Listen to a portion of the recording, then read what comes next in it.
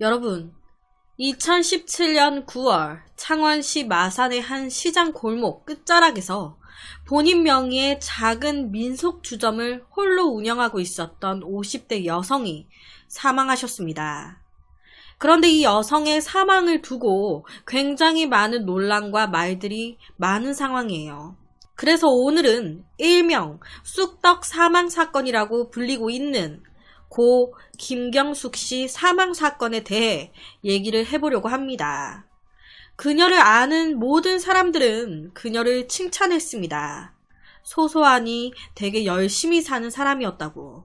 이 김경숙 씨는 직원 한 명 두지 않은 채 홀로 민속주점을 운영해 왔습니다. 그런데 2017년 9월 13일 밤 굳게 닫힌 가게 안에서 그녀의 시신이 발견된 거예요. 며칠 동안 이 김경숙 씨와 연락이 닿지 않아 주점을 찾아왔었다는 한 50대 지인이 가게 내실에 쓰러져 있는 김경숙 씨를 발견하고 신고한 거예요. 아무래도 죽은 것 같다고, 얼른 와달라고, 나는 무서워서 어떻게 하지 못하겠다고. 구조대가 도착했을 때 여주인 경숙 씨는 가게 안에 좌식 테이블 쪽에 반듯하게 누워있는 상태였습니다. 사망한 지는 꽤 지난 듯 보였어요. 전신에는 이미 사후 강직이 다 진행돼서 응급 조치조차 무의미했습니다. 최초 발견 당시 오른팔은 배 위에, 왼팔은 바닥으로 뻗어 있는 상태. 코와 입 주변에는 사후에 생긴다는 혈성액과 거품 등이 발견됐고 양 발바닥과 팔꿈치까지 마치 불에 그을린 것처럼 까맣게 변색이 되어 있는 모습이었어요. 그러니까 손부터 시작해서 이미 완전히 까맣게 조직 괴사가 일어나가지고 썩어 있었던 거예요. 세포가 죽어 부패가 진행 중인 상태로 발견된 거죠. 시신에는 누군가의 폭행이나 공격을 당한 흔적 혹은 스스로 극단적인 선택을 한 흔적도 발견되지 않았습니다.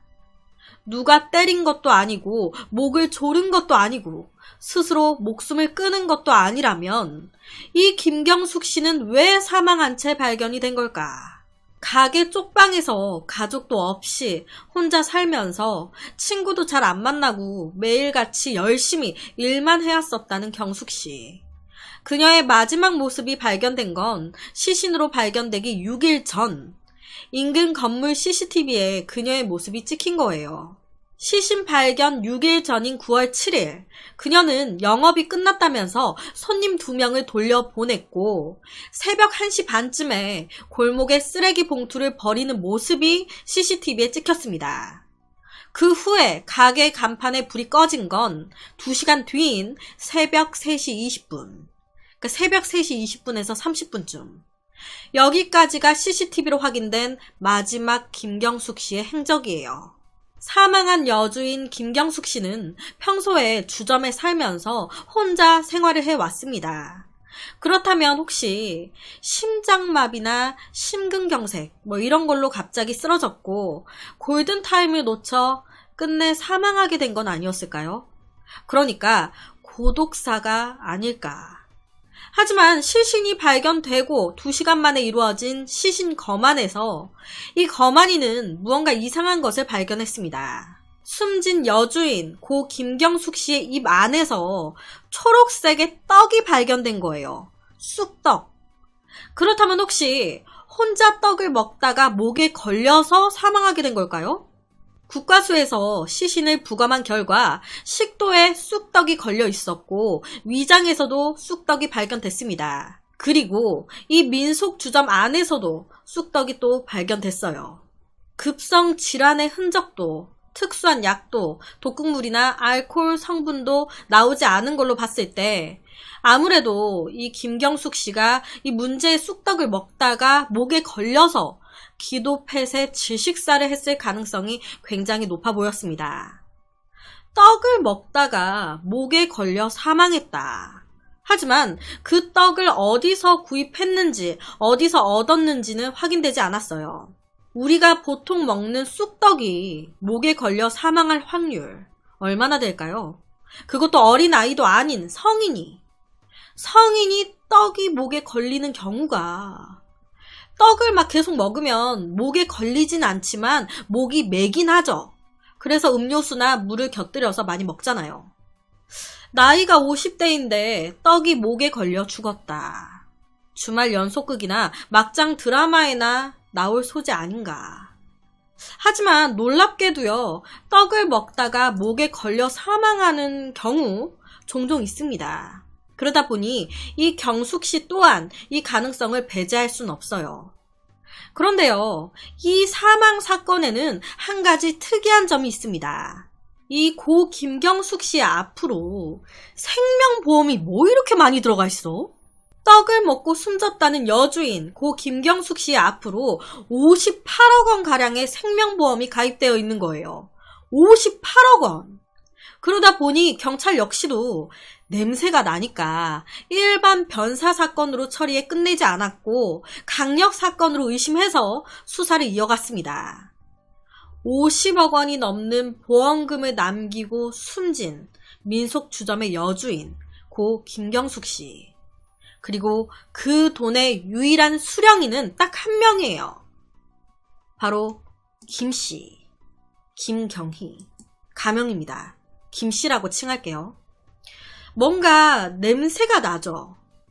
2017년 9월 50대 중반의 나이에 평소 앓던 질병도 없었던 고 김경숙 씨는 어느 날 갑자기 홀로 지내던 민속촌 주점 내에서 사망한 채 발견이 됐고 그녀의 입 안에서는 쑥떡 조각이 발견됐습니다. 여러분, 이 죽음의 이유가 선뜻 이해가 되시나요? 보험사만 14곳, 가입한 보험 상품만 22개, 그것도 사망보험금만 짧은 기간에 지속적으로 가입을 했습니다. 그런 그녀가 사망할 경우 수령하게 될 금액은 58억 원. 아무리 특별한 사정이 있었다 하더라도 이렇게 많은 돈을 자신의 사망보험금으로 남긴다? 이거는 쉽게 납득이 되지 않는 부분이에요. 이 김경숙 씨는 수령인인 이 김 씨와 무슨 관계였길래 58억 원이라는 이 큰 돈을 그녀 앞으로 남겨놓은 걸까? 왜 김경숙 씨가 이토록 많은 보험에 가입을 했으며 왜 모든 보험의 수익자를 김 씨로 해놓은 걸까?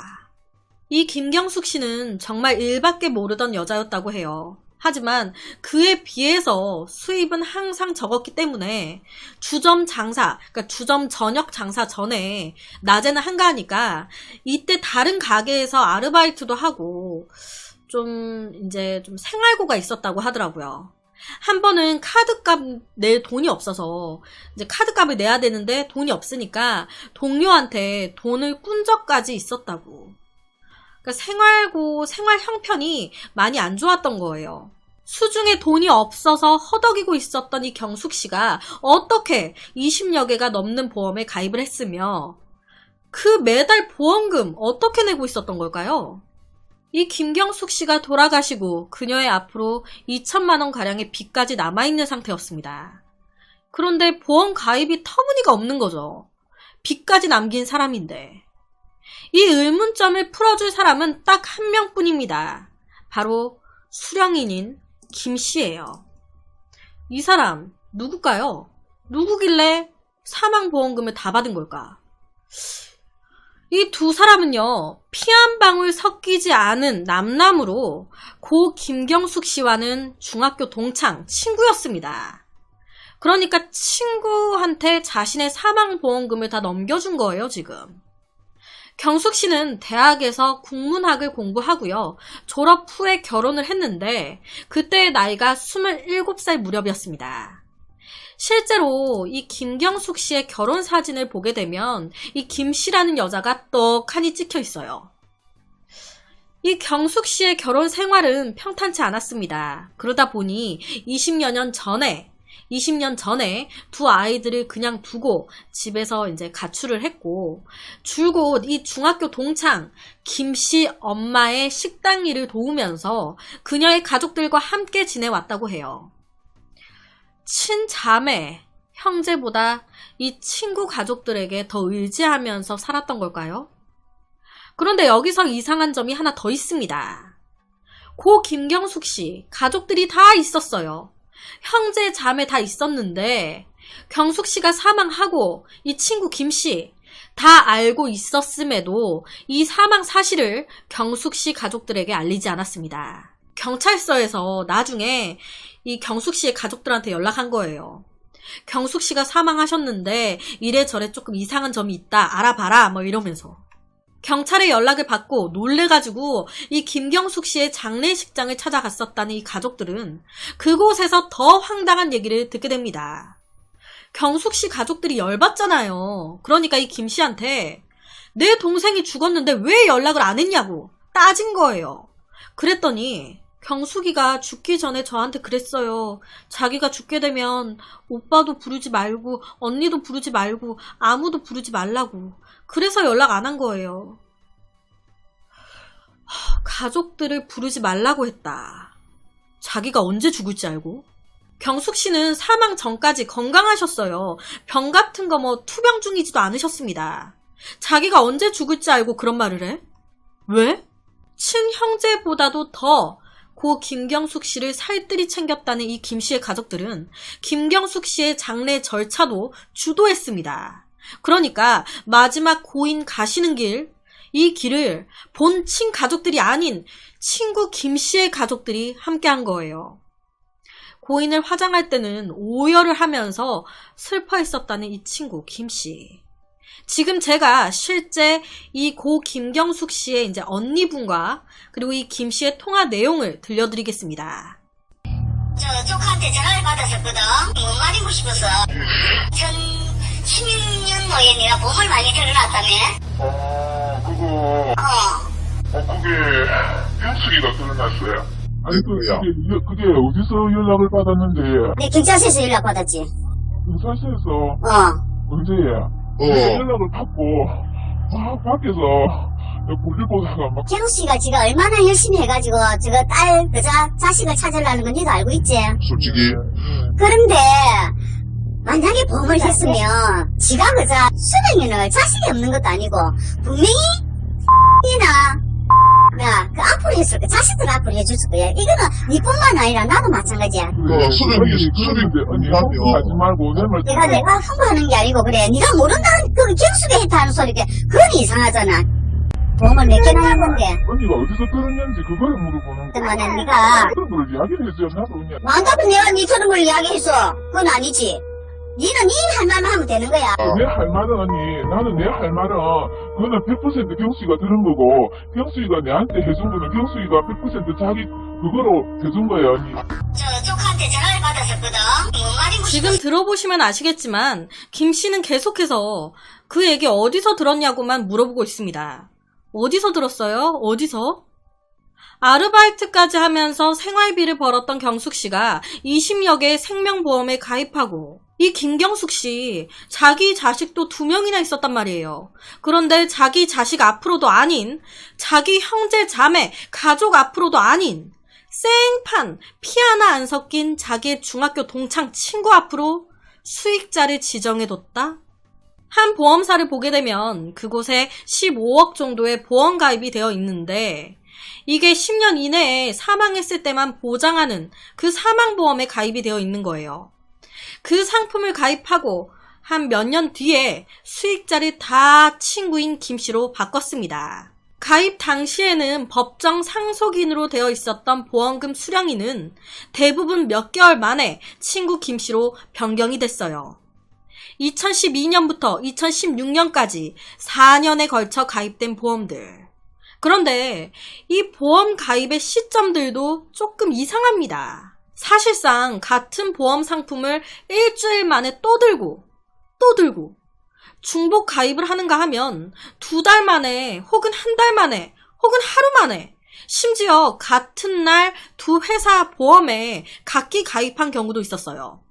그냥 틈만 나면 보험 가입을 한 거예요. 그리고 이 수많은 보험의 유일한 수익자는 바로 친구 김 씨 한 명뿐이었습니다. 경숙 씨는 대체 무슨 연유로 이 많은 보험들에 가입을 했으며 왜 오직 친구 김 씨에게만 그 보험금을 주겠다고 했던 걸까? 이 김 씨 측은 온리 한 가지만 주장합니다. 다 김경숙 씨가 알아서 든 거예요. 제가 강요하거나 그런 건 없습니다. 자기가 알아서 든 거예요. 그리고 경숙이 우리 가족이에요. 우리 엄마의 딸이라고요. 우리 엄마 양녀로 들어가 있습니다. 우리는 자매예요. 우리는 가족이라고요. 응? 이건 또 무슨 말인가? 김경숙 씨와 김 씨 이 두 사람은 같은 중학교를 나온 동창생입니다. 친구예요. 김경숙 씨의 결혼식에도 참석한 걸 봤을 때 오랜 기간 이 두 사람은 친하게 지내온 것으로 보입니다. 그런데 아무리 친한 친구라고 해도 알고 지낸 지 30년 만에 한 가족이 된다? 뭐 가족처럼 친하게 이제 지낼 순 있어요. 하지만 진짜 가족으로 받아들인다는 게 고 김경숙 씨가 20여 년 전 집을 나가면서 연락이 끊어지긴 했지만 그녀에게는 2명의 자녀가 있었습니다. 자주 연락을 하진 않았지만 피를 나눈 3명의 친형제, 자매도 있었어요. 가정을 버렸다는 죄책감 때문이었는지 김경숙 씨는 친형제들과 연락을 자주 하진 않았습니다. 하지만 그래도 종종 가끔 연락은 주고받았어요. 그리고 그때마다 이 경숙 씨는 자기의 친자식들에 대해서 좀 많이 물어보곤 했었다고 하더라고요. 그런 경숙 씨가 왜 친구인 김 씨의 이름으로 보험을 이렇게 많이 들어놓고 그리고 그녀와 자매까지 된 건지 가족들은 전혀 이해가 되지 않는다고 얘기를 하셨습니다. 하지만 반대로 이 가족이 된 동창생 친구 김 씨 측은요. 자매? 친자식들? 그게 가족입니까? 우리는 그 사람들 경숙이 가족으로 인정 안 해요. 우리가 피해자예요, 우리가. 떡 먹고 죽은 사람은 말이 없고 보험금은 우리가 다 가져가게 되니까 뭐 이제 와서 배 아프다고 합니까? 우리가 피해자예요, 우리가. 우리가 그 보험금, 그 58억 원을 우리가 다 가져가게 되니까 그게 배 아파가지고 지금 저러는 거라고요. 앞서 말씀드렸지만 실제로 이 김경숙 씨, 동창생 친구인 김 씨의 집안에 성인 입양이 된 상태였습니다. 그냥 말만 그런 게 아니라 서류상 정말 입양이 돼가지고 친구 김 씨 엄마의 양녀로 들어가 있는 거예요. 50대 나이에 친구 어머니에게는 양녀, 중학교 동창 친구와는 자매가 된. 입양 날짜는 2016년 4월 14일.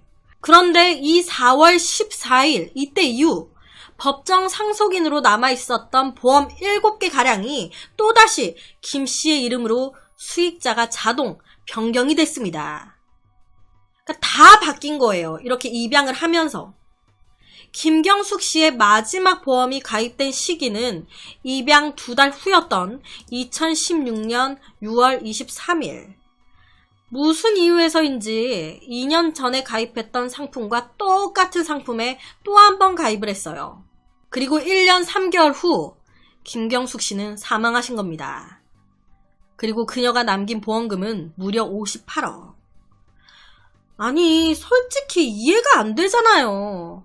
이 이해가 안 되는 부분에 대해서 친구 김 씨 측은 세상에는 상식에서 벗어나는 일들이 비일비재하게 일어납니다. 이 또한 그 중에 하나예요. 라고 얘기했습니다. 상식적인 상황이 아니라는 걸 본인들도 알고 있는 거예요. 제가 제일 처음에 이런 얘기를 했었습니다. 시신이 발견된 2017년 9월 13일. 며칠간 이 김경숙 씨와 연락이 닿지 않아 주점을 찾아왔었다는 한 50대 지인이 가게 내실에 쓰러져 있는 김경숙 씨를 발견하고 신고했다고. 그런데 이 50대 지인, 고 김경숙 씨의 시신을 제일 먼저 발견해 신고했던 사람, 그 사람은 친구 김 씨 동생의 남편이었습니다. 그러니까 이 김 씨의 여동생의 남편. 김경숙 씨와 동창인 김 씨. 이 김 씨의 여동생이 있는데 그 여동생의 남편이 제일 먼저 시신을 발견했다. 시신을 제일 처음 발견해 신고했던 여동생의 남편, 그리고 이 김 씨, 그리고 김 씨 여동생까지 이 3명은 예전에 보험 설계사 일을 한 경력이 있는 사람들이었습니다. 이 또한 그저 우연이었던 걸까요? 또 하나 이해가 되지 않는 건 어찌됐든 자식들도 있었고 자매 형제도 있었던 이 김경숙 씨가 왜 친구의 엄마에게 양녀로 들어간 건지 그것도 50대가 넘어가지고. 이 부분도 쉽사리 이해가 되지 않습니다. 솔직히 보통 뭐 가족처럼 친하게 지낼 순 있지만 가족처럼 친하다고 내 밑으로 양녀 입양을 합니까? 그런 경우가 얼마나 될까요? 남의 집에 양녀로 들어가고 이 상아리만큼 보험도 많이 들고, 그리고 그 수익자가 다 양녀로 들어간 그 집의 딸, 동창 친구 김씨고. 더 웃긴 게 지금 뭐냐면, 고 김경숙 씨가 남의 집 양녀로 이렇게 들어갈 때 이 김경숙 씨의 부모님 다 살아 계셨습니다. 자기 부모님이 떡하니 살아 계시는데 연락까지 종종 주고 받았다는데 다른 집에 양녀로 들어가요? 50대 여자가? 거기다가 보통 입양을 가려면 친모의 동의가 있어야 된다고 해요. 그런데 이 고 김경숙 씨의 어머니가 이걸 허락하셨을까요? 부모인 내가 빤히 눈 뜨고 살아있는데 다른 여자의 딸로 내 딸이 들어가겠대. 이거 허락했을까요? 당시에 이 부모님을 모시고 계셨던 이 고 김경숙 씨의 오빠분은 한 가지 이상한 일이 있었다고 얘기를 하셨습니다. 어느 날 이제 밖에 외출했다가 이 오빠분이 이제 집에 들어왔는데 이 김경숙 씨가 집에 와 있더라는 거예요. 그래서 오빠가 너 언제 왔어? 너 어떻게 요새 뭐 잘 지내고는 있는 거야? 뭐 이런저런 얘기를 하다가 이제 어머니 밥을 챙겨 드리려고 이 오빠분이 어머니 방, 안방에 들어와가지고 이 어머니한테 어머니 밥을 뭐 어떻게 드실래요? 뭐 죽 드릴까요? 뭐 어쩌실래요? 이렇게 얘기 나누고 딱 돌아서 나가려고 하는데 어머니의 방문 뒤에 누군가 아래처럼 숨어 있어. 고 김경숙 씨 어머니 방문 뒤에 숨어 있었던 사람, 바로 김 씨였습니다. 김 씨는 왜 김경숙 씨 부모님이 있는 집에 왔던 걸까? 김경숙 씨와 김 씨 이 두 사람은 오빠가 온 걸 확인하고 바로 집을 떠났다고 하는데요. 그때 당시에는 그냥 단순한 해프닝으로 생각했는데 시간이 지나고 양녀 얘기가 나오니까 이제 이 오빠분이 이제 이 날에 이런 해프닝이 걸린 거예요. 이상한 거죠. 김경숙 씨가 사망한 이후 그녀의 어머니 서명이 담긴 입양 서류가 발견됐습니다. 그리고 거기에는 어머니의 서명이 적혀 있었어요. 늘 경숙 씨의 걱정을 달고 살았다는 이 어머니가 정말 딸의 입양을 허가했던 걸까요? 어머니의 서명이 있는데? 하지만 여기서 한 가지 석연치 않은 건 이때 당시에 이 어머니 시력을 상실하셔가지고 장애 판정까지 받은 상태였다라는 거예요. 눈이 거의 안 보이시는 상태였대요. 그런 어머니가 진짜 스스로 서명을 하신 걸까요? 거기다가 이 김경숙 씨 남편과 같이 살다가 집을 가출했단 말이에요. 이때 자식이 2명 있었어요. 그러다 보니까 그냥 가출만 하고 이혼 같은 건 없었습니다. 그런데 그렇게 잘 살다가 15년이나 흘러가지고 앞서 말씀드렸던 입양 사건 1년 전에 갑자기 이혼 소송을 낸 거예요. 그리고 그 곁에는 항상 친구 김 씨가 함께였습니다. 이혼 소송 문제로 변호사도 만나고 법정도 왔다 갔다 해야 했어요. 그런데 그때도 이 두 사람은 늘 함께였다고 해요. 그리고 이 과정에서 김경숙 씨는 자식들에 대한 애정을 보이기도 했습니다. 지금 보여드리는 바로 옆에 어느 어머니가 자식을 키우고 싶지 않겠으며 자식에 대한 사랑을 포기할 수 있겠습니까? 김경숙 씨가 직접 쓰신 거예요. 15년 만에 이혼 소송, 어머니 생존 당시 이루어진 성인 입양. 경숙 씨는 왜 친가족들과의 고리를 하나씩 끊었던 걸까요? 그만큼 중학교 동창 친구인 김 씨 가족들에게 의지했던 걸까요? 국가수 부검 결과 정확한 사망 사인은 미상입니다. 그러니까 자연적으로 떡을 먹다가 사망을 한 것인지, 아니면 갑자기 돌연사로 사망을 한 것인지, 아니면 뭐 타살인지 아무것도 모르는 거예요. 떡 때문에 질식사를 한 게 아니라면 왜 입안에서 떡이 나온 걸까요? 법의학자들의 말에 의하면 입에 음식물이 있다고 해가지고 그거를 그냥 질식사로 보면 안 된다고 해요.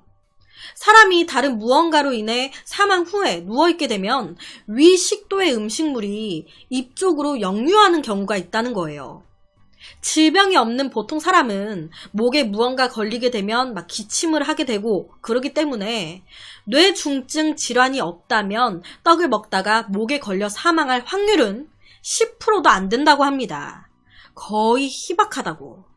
카드값도 못 낼 정도로 생활 형편이 안 좋았지만 진짜 우연한 일치로 이렇게 보험을 많이 들게 됐고 친구가 너무 좋아서 그 수익자를 모두 친구로 해줬고 그 친구 가족도 너무 좋아서 50대가 넘어 자식들이며 엄마며 친가족들이 다 등지고 그 친구 집안의 양녀로 들어가고 그랬던 걸까요?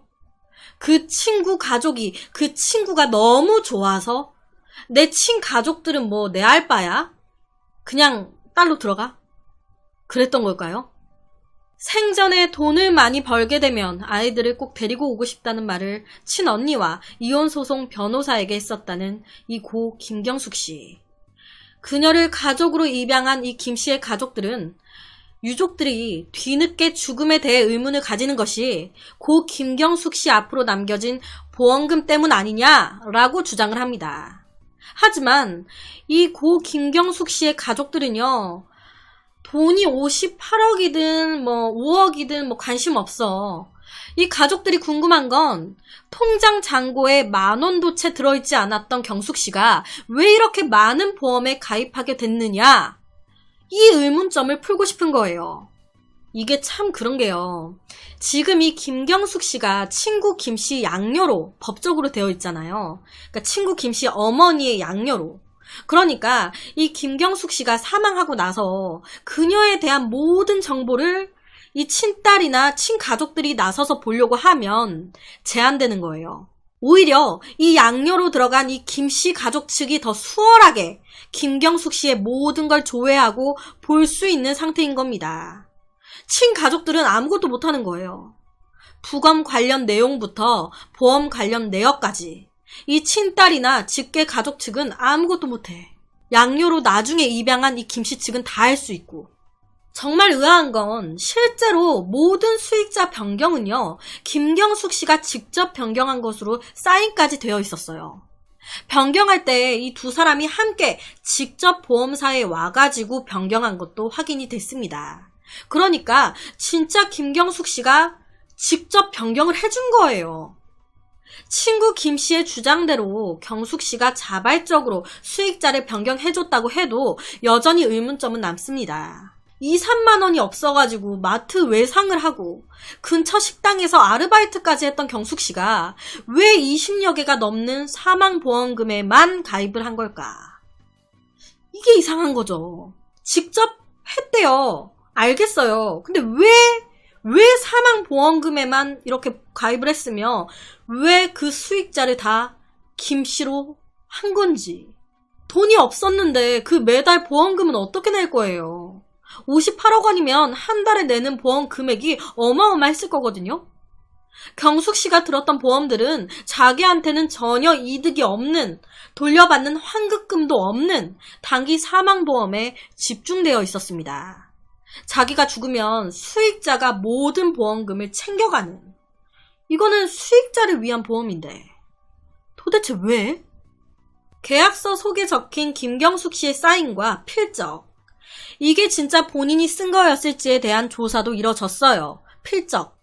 하지만 대조 자료가 부족해서 이것도 결론은 알 수 없음입니다.